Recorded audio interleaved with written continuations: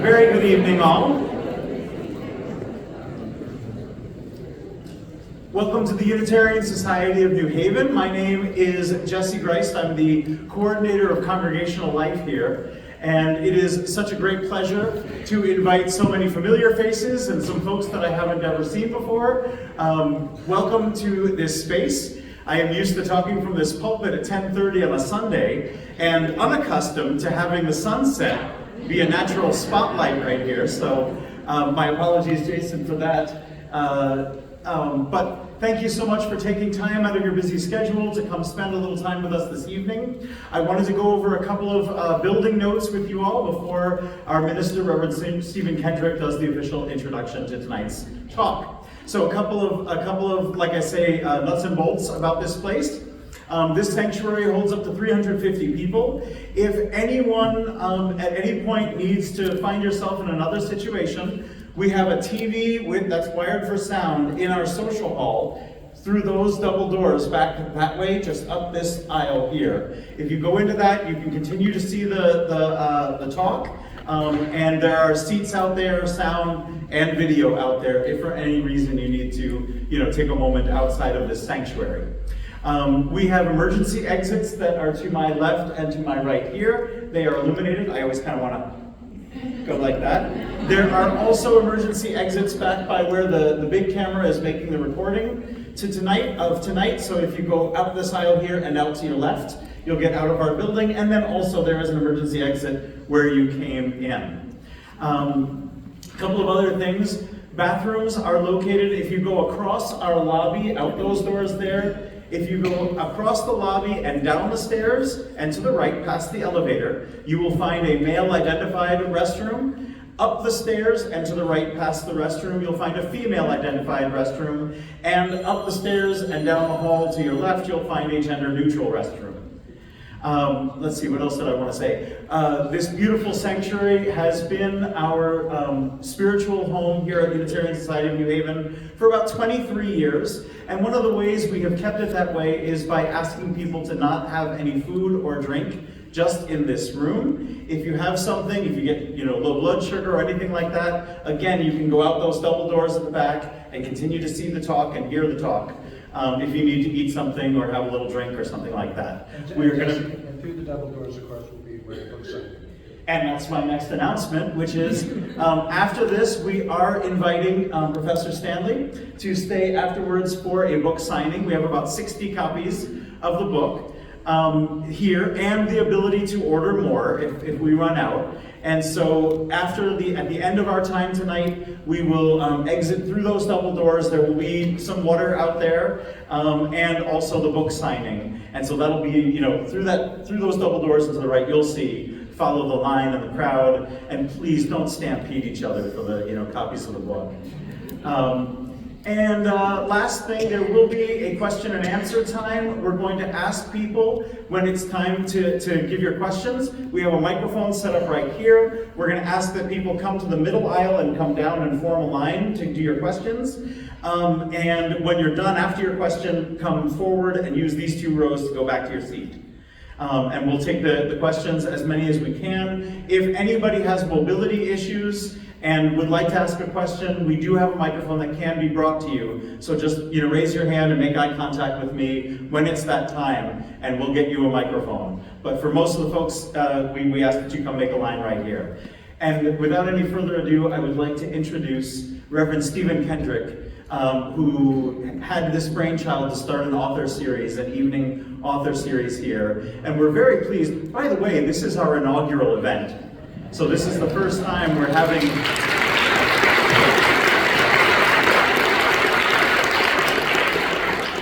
So Stephen, come on up. Thank you. Good evening. And as Jesse has indicated, welcome to each and every one of you to make time out of our busy lives to come together for the matters that most concern us and for the common life we share. And we decided we wanted to start this authors series of talks. We understood that this is a uniquely interesting area of the country to draw on. And so, in years to come, we want to reach out to poets and artists and to journalists, to novelists, to essayists, to academics, to anyone who can help clarify the past, illumine, and point forth a hopeful path to the future, and most importantly, for good and for ill, to bring life and perspective to the situations in which we find ourselves in the present. Many people come into this beautiful sanctuary over the years for musical events.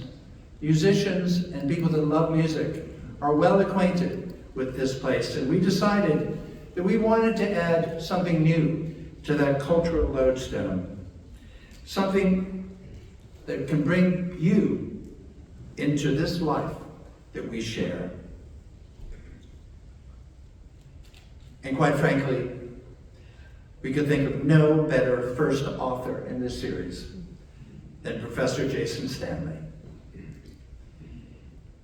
In his work, in his 7 books, yes, he has forged a path. As Paul Frank's chair of the Yale Department of Philosophy calls Jason a pioneer in analytic philosophy, and I suspect you could very quickly leave us in the dust. But more importantly, as an important public intellectual, because of your work in propaganda, fascism, and in your newest book that you'll be presenting tonight, Erasing History. Congressman Jamie Raskin praises Erasing History, saying that it leaves us with the sense that those who fight for the past can save the future. Professor Stanley has been studying for over a decade authoritarian regimes' ability to use propaganda and the manipulation of a culture's historical memory. And he writes that the past is the front line in the struggle for a future free of fascism. He will be leaving Yale next fall to teach at the Monk School of Global Affairs and Public Policy at the University of Toronto, a topic that I will leave entirely to him. And so I only add our considerable thanks to you to make time in your very, very busy schedule and in the upkeep of your normal life that you have made this time to be with us tonight. Join me in welcoming Professor Jason Stanley.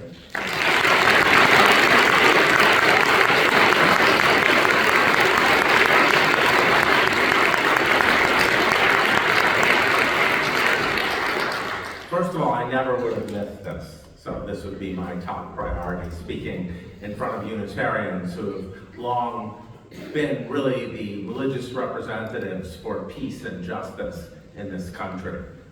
Quakers and, but Nixon wasn't a Unitarian. So it's really a tremendous honor. And what I'm going to do is not really speak in detail about the book. The book is the stage that sets my comments tonight. What I want to discuss is, what has happened today, what has happened yesterday, using the framework that I laid out for what I knew was going to happen, which is what we face today. So Linda McMahon in her piece, like that, I think it's called something like the final mission of the Department of Education, said we're going to battle the toxic ideology that the United States was based on slavery. I don't remember exactly the words she used, but in other words, basically she said we're going to battle the toxic ideology of actual history, because the United States was in fact birthed in indigenous genocide and slavery. Those are not negative things to say about the United States, they are facts. And so the final mission of the Department of Education is to erase factuality.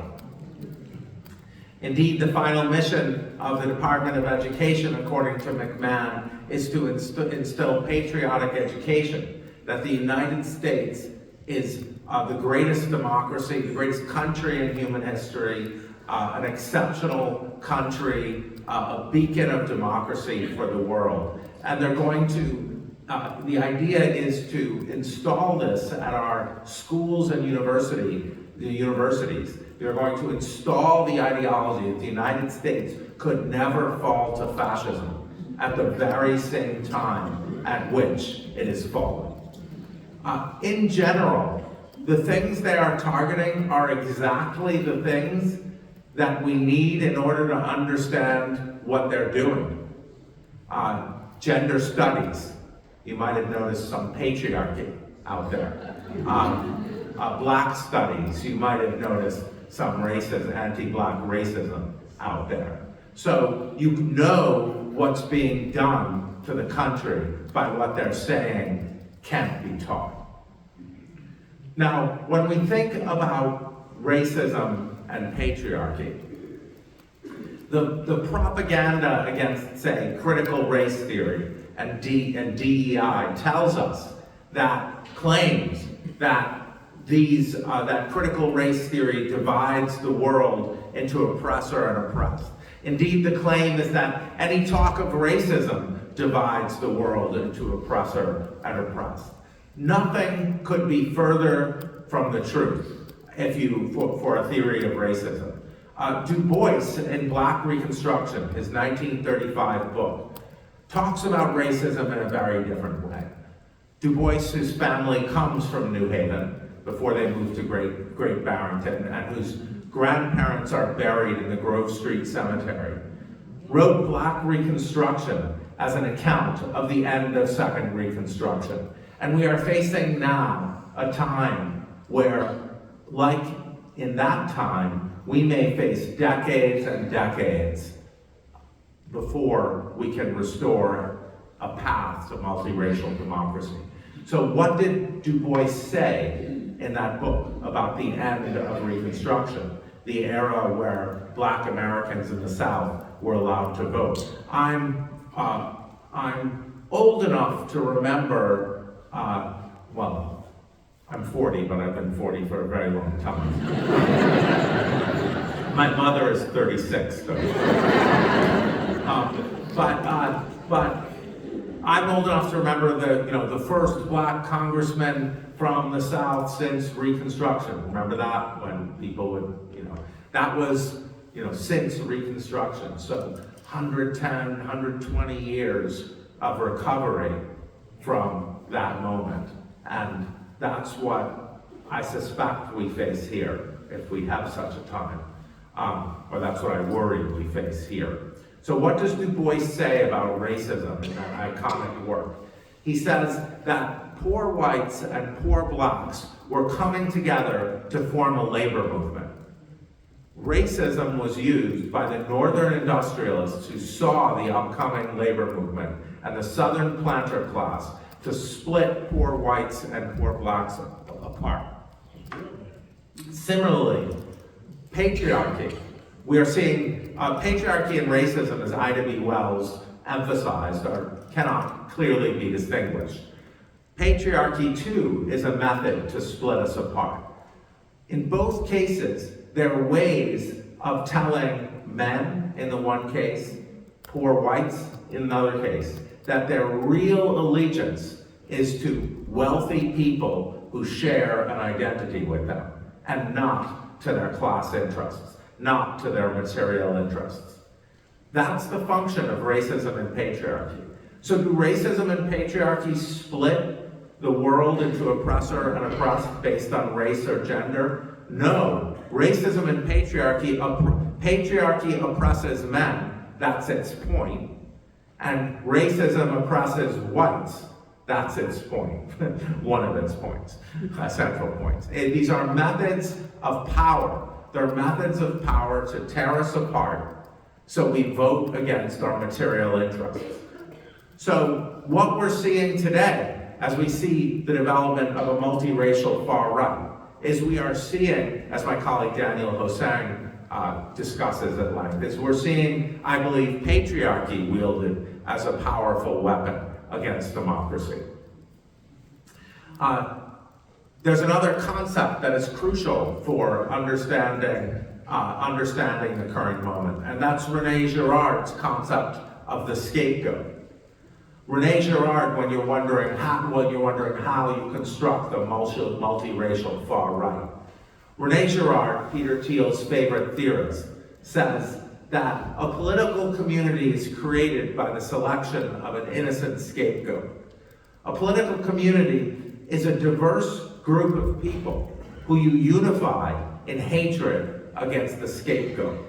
So how do you get white supremacists, Black Americans, Latino Americans, religious Muslims to align together? You pick a scapegoat that enough of these groups hate collectively that they don't look to their left and look to their right and see who's joining them in this hatred. And that is why across the world, LGBTQ citizens are a scapegoat. And then the concept of LGBTQ, like the concept of people of color, needs to be unpacked. Because in this moment, it really isn't the L and the G and the B that are being targeted, it's the T that's being targeted. And why is the T being targeted? Because it's such a small group of people. And the smaller your scapegoat group is, the more effective your political coalition is. So now what we see across the world now, so I want to address another point that you might be hearing from your friends and neighbors. And that's that the authoritarianism we now see is a reaction to a backlash reaction to the Black Lives Matter movement, to trans acceptance, and other movements for other democratic movements for equality. So the idea is like, you deserve it. You deserve it because you backed these movements for equality. What did you expect? That's the fault. Oh, sure, it's too much of a backlash. But you're actually at fault. You Unitarians who preach equality, you're why we have fascism now. I'm sure many of you have heard this. I certainly have. But that line of argument fails in multiple ways. First of all, this is a global movement against democracy.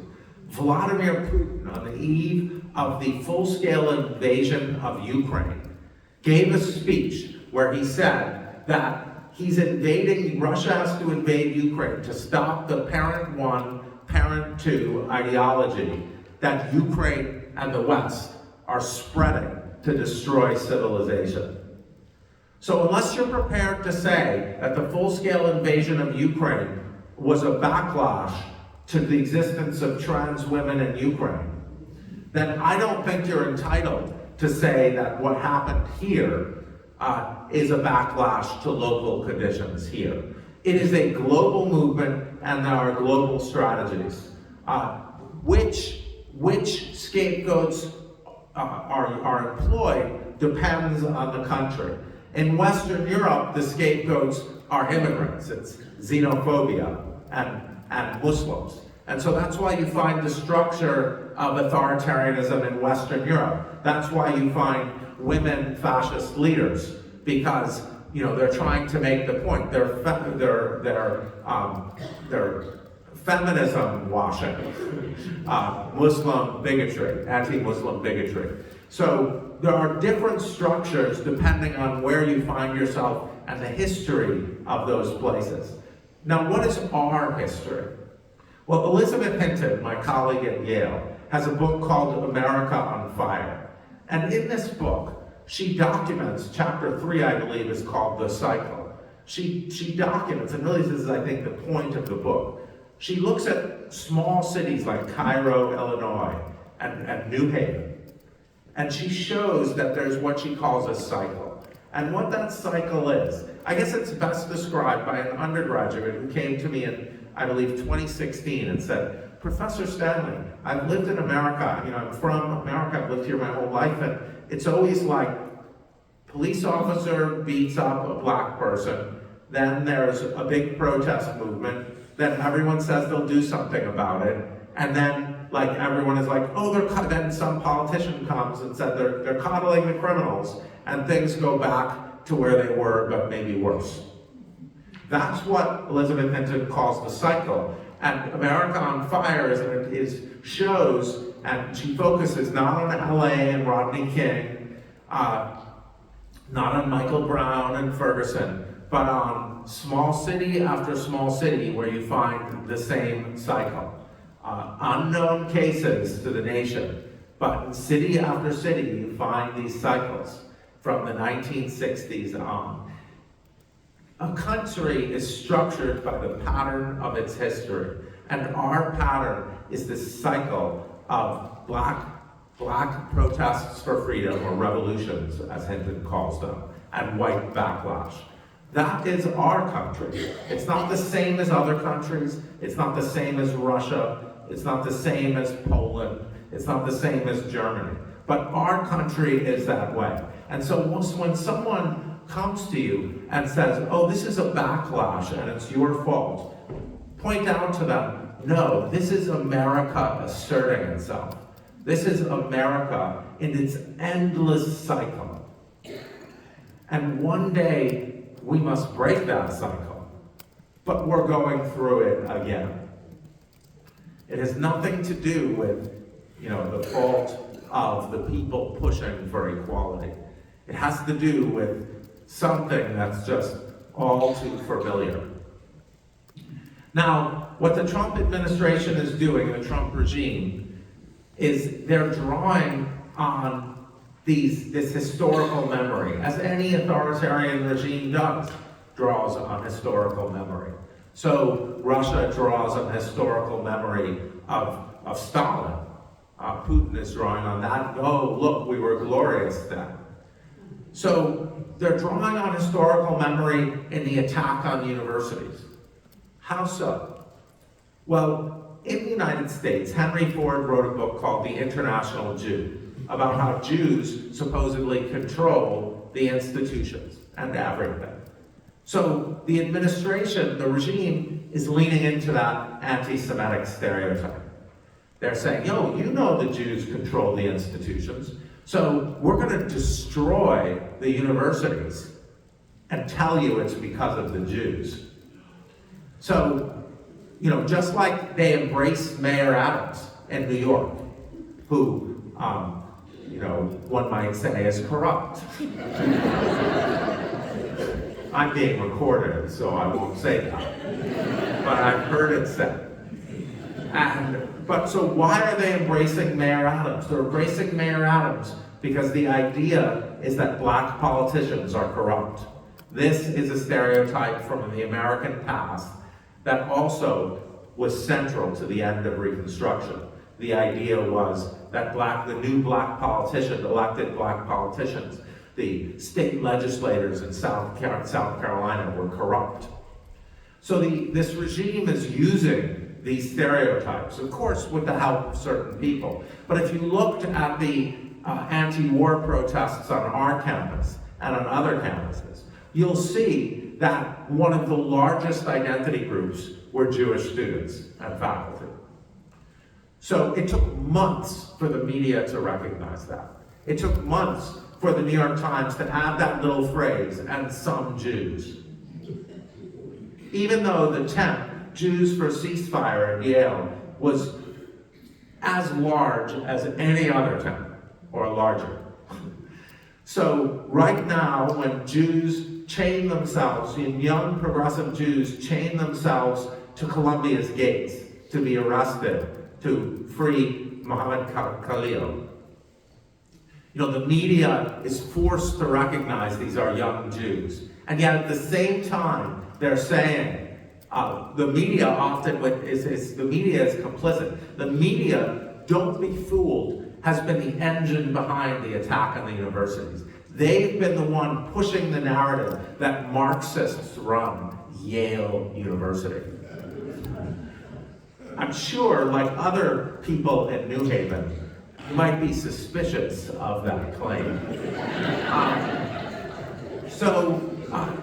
And this narrative that universities are somehow controlled by Marxists and cultural Marxists, it's so powerful when pushed by the New York Times and other media that, the New York Times has published, I don't know, I can't even count. I once tried to count, and I stopped at like a few dozen.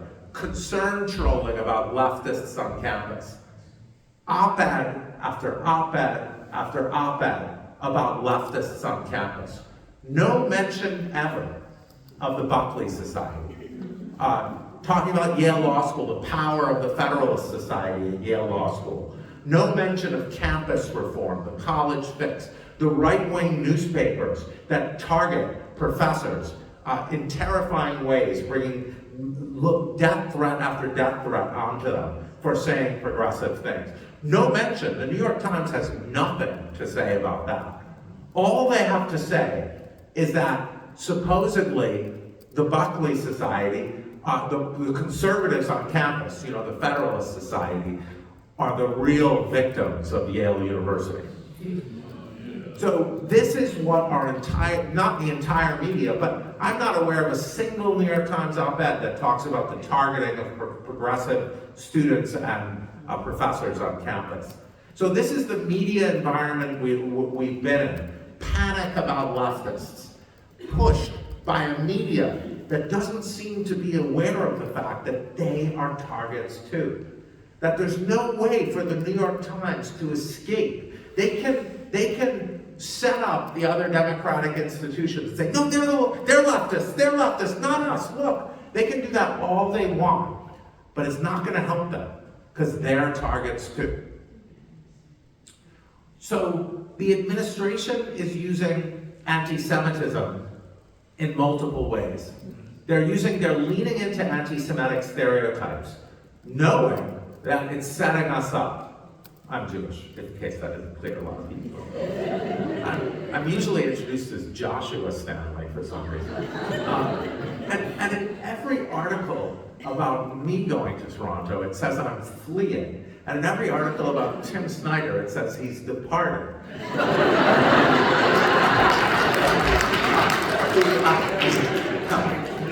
Neither of us is fleeing.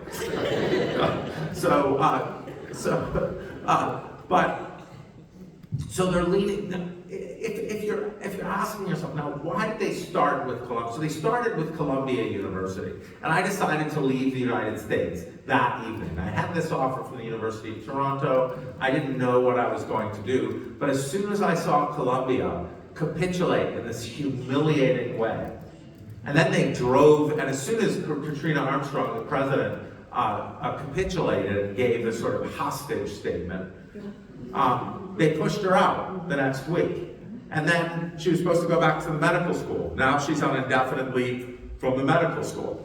So, as anyone knows who's read or experienced domestic abuse, you do not treat a domestic abuse, you not try to placate a domestic abuser. That just increases the abuse.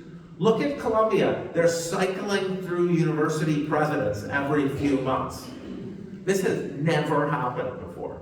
It has never happened that the federal government has just forced one of our major universities to fire its president over and over. The new president, who's a BA and was on the board, not an academic, she's already in trouble because of some. They're trying to set a record for a number of presidents in a year. Now Columbia was the beginning. They hit Columbia with $400 million. That seemed like a lot at the time. Doesn't seem like a lot after Harvard, $9 billion, Cornell, $1 billion, Northwestern, $790 million. All will go to finance the tax cuts for the oligarchs and the billionaires, of course. will disappear, it won't go to do anything other than, put a tiny little number next to the trillions that we're giving up to billionaires. So why $400 million and why Columbia? $400 million, the New York Times pointed out, I'll let you draw your own conclusions. Trump had a business deal or something that he wanted $400 million from Columbia from. And then they wouldn't pay. So, no, I'm sure it's a coincidence. I'm on camera. So this is just, it's now Columbia. Secondly, why Columbia? Columbia is in New York. New York, lots of Jews. Sorry, you can laugh uncomfortably. But I'm a New Yorker. It's one of the places where we live. Where we love. New York, it's the second largest Jewish population of any city in the world. And Columbia University has the largest Jewish student population of any university, 22%. Of any Ivy League university. So, not any.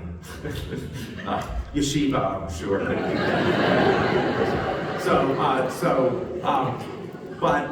So they're targeting, so the historian Tim Snyder recently said in his Substack, he said, as a historian I can report, I know of no other case where universities and free speech were attacked to protect Jewish people.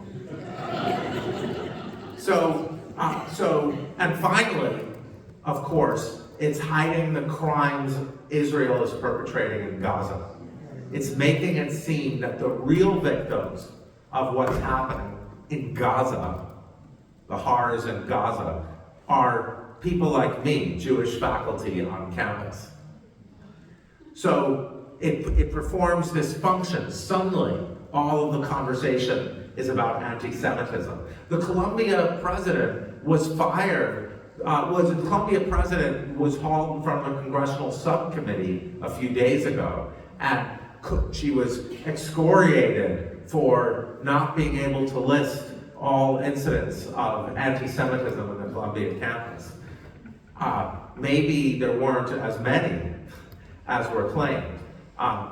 So now, why did the media erase the presence of Jewish students from campuses, from the encampments, when progressive Jewish students are almost in all post-war movements for social justice are central participants, Jewish Americans? Why did they do that? Because they're saying left-wing Jews aren't Jews. Only right-wing Jews are Jews. So, and then, Jewish people disagree with each other a lot. I'm sure many of you know they go to people discover an island, and there's a stranded Jewish person there, and he's built two structures on different sides of the island. I said, what are these? And he said, well, this is the synagogue I go to, and that's the synagogue I would never step foot in. But when Christian nationalists are telling you who the real Jews are, that's when you know you're facing anti-Semitism. And then, of course, we have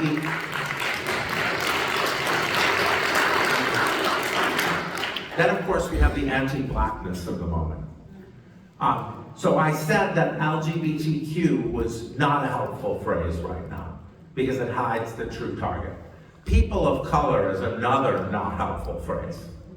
The people that are being targeted, I've been looking to see who they're calling a DEI hire.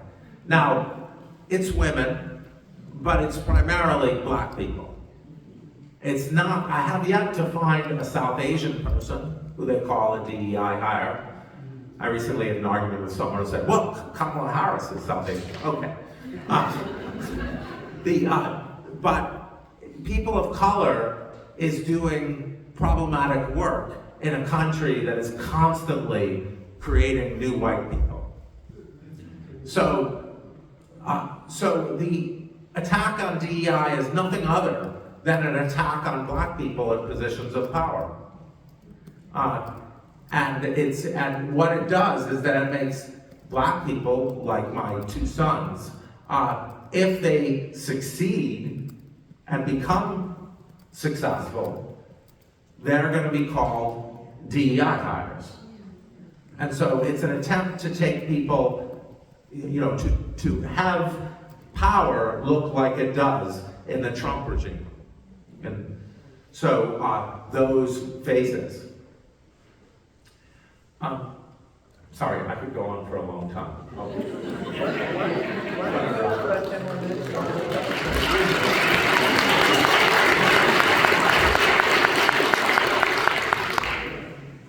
I'm going to try to shift soon. But I think it's very important to understand something that the concerned liberals don't seem to get, and the New York Times doesn't seem to get for the most part, which is that when you're in a war, appeasement is surrender. And so if you do not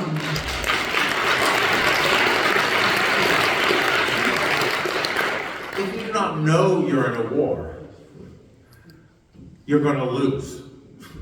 So the first part is knowing that you're in a war.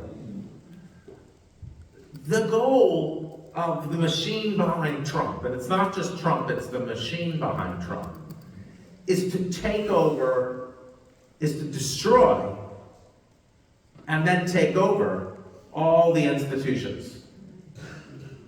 This process the Nazis called Gleichschaltung, which, a year ago when I said it in the media, people were like, oh, what's that? Now I think most people know what that is.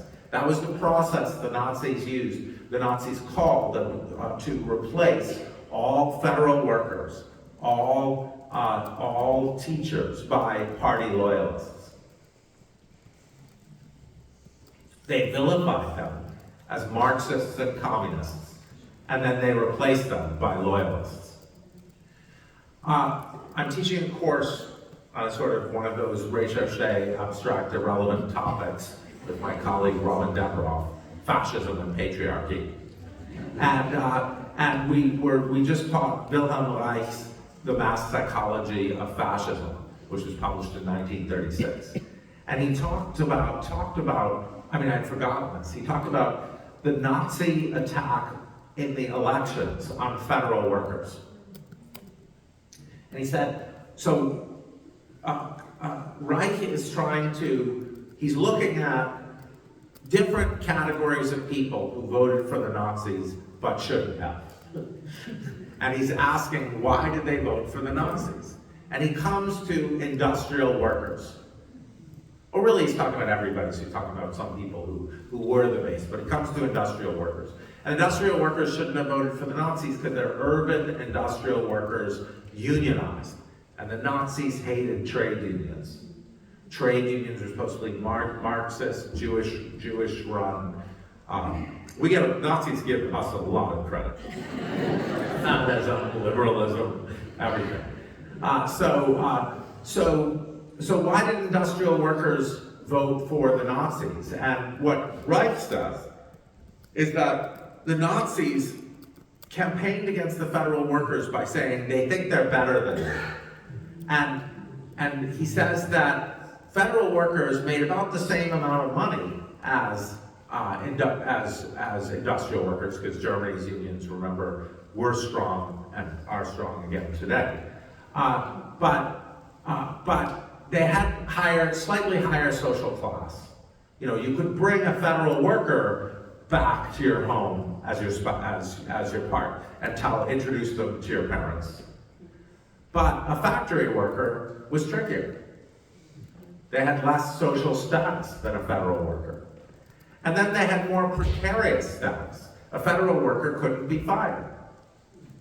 So they used this resentment, the elevated social status of a federal worker, the sort of lifetime tenure of a federal worker, to foment hatred of federal workers. And then they said the federal workers are living off your taxes.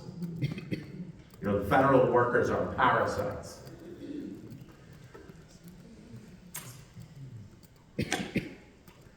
So this process of Gleichschaltung, of replacement, vilification, and then replacement, that's a process we're familiar with in the past. First you vilify, and then you replace. Now, what our democratic institutions are doing is not recognizing this. Even, they're not understanding, like, when I have been talking to administrations in different places, what I found is first ridicule of me, like ridicule. No, you're an alarmist, you're just like, no, they're gonna be our friends, they have legitimate objections, and they're totally, all of this is normal, and you're just a hysterical leftist, and don't worry, we talk to experts. That's literally what I was told. We talk to experts. There's no war against universities. This, I don't think they say anymore. But no, you're a hysterical leftist, and the experts tell us people are really worried about the woke and the Marxists. And even this panic that the media fomented and the far right took advantage of, it was so pervasive. I would say most faculty members I knew were subject to it. I'd say to them, but the majority of your colleagues are also kind of anti-woke white dudes.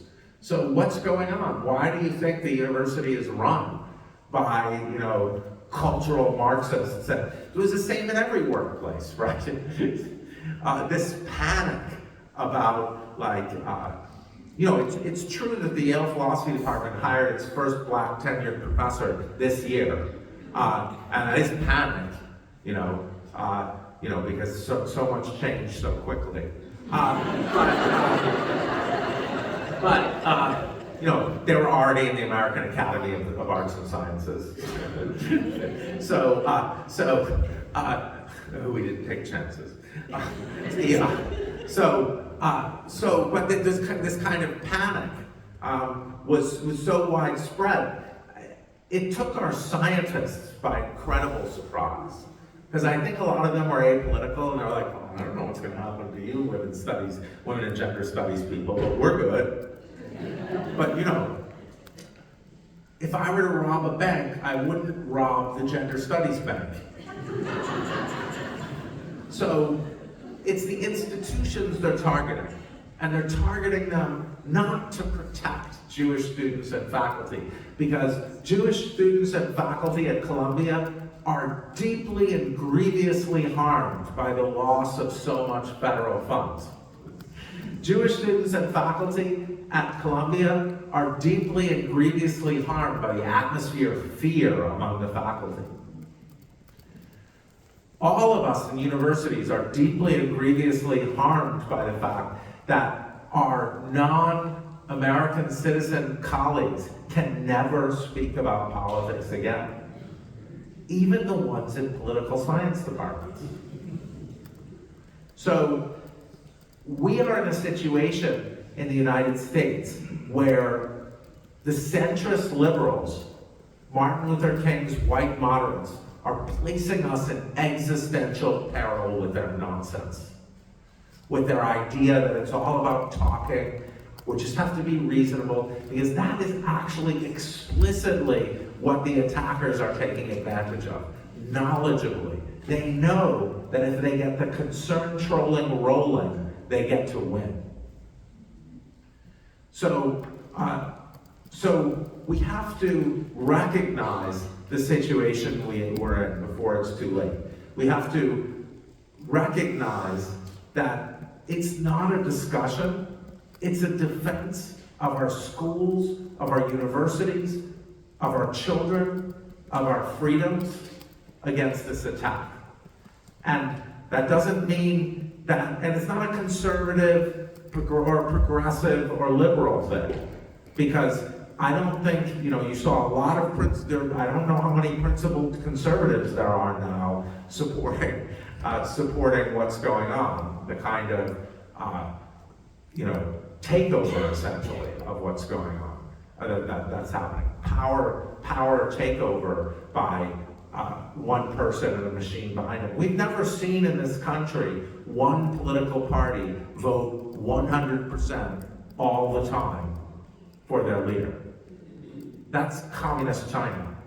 That's not our history. As problematic and vexed as US history has been, we have never seen one political party vote unanimously for their leader every time with no dissent whatsoever. That's authoritarianism. That's not democracy. Thank you.